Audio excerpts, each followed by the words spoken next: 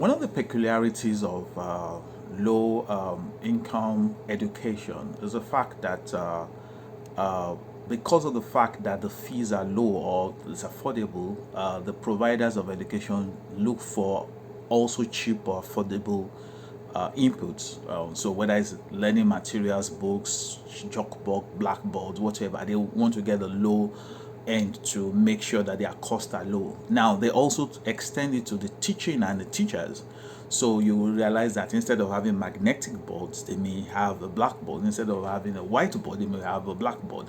Now, that also gets to the teacher. So when you think about communities, low-income communities like Makoko, like Ajegunle, the extreme part of where there's a lot of poverty in Nigeria and the whole of Africa and perhaps in the whole of the world, the quality of teaching is low. I mean, evidence has shown, for example, that research has also shown that rural areas and low income areas could be areas where there are teachers that are not equipped to teach, either from the point of view of the fact that they are not trained to teach, or whether from the point of view of the fact that they are young and they have not been exposed to the learning challenges. I mean, it's also even been observed that in government schools that the best teachers are in urban centers, while the not too good ones or the less experienced or the less exposed ones are the ones sent to rural. Now, the implication is the quality of teaching reduces because these teachers don't have the skills, the knowledge to teach.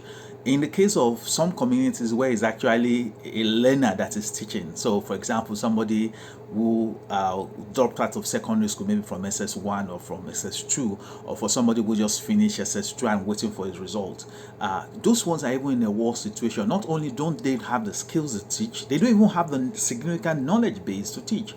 So you ask somebody who is struggling with geography as an SS2 student dropout to come and teach somebody civics that has elements of geography, or maybe it's math, as the case may be.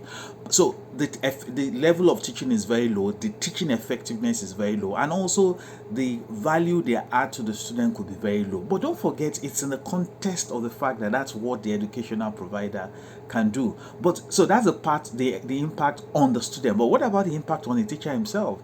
This guy suddenly starts to do a job he's not prepared for. Potentially he gets himself stuck in a rut, and if he's not helped to get out of there, after some time, what you have seen in Nigeria is that that person potentially goes to start his own school, and rather than being a teacher now becomes an head teacher. So if the head teacher is a secondary school brother, you can imagine the quality of teachers you attract, and then you start to see the quality go down. So it has a direct effect on the student because they are not learning well, they are not being taught well. The teaching method, styles, methodology, pedagogy is not up to standard because of the quality of the teachers.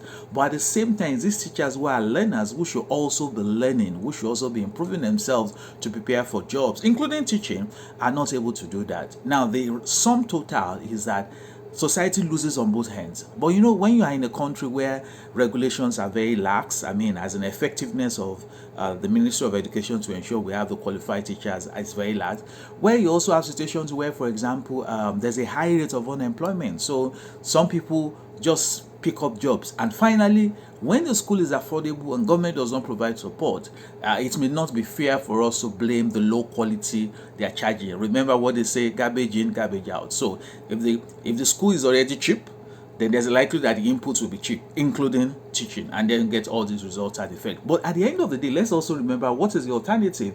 We have the alternative of getting them better teachers, but they can't afford to pay for those teachers.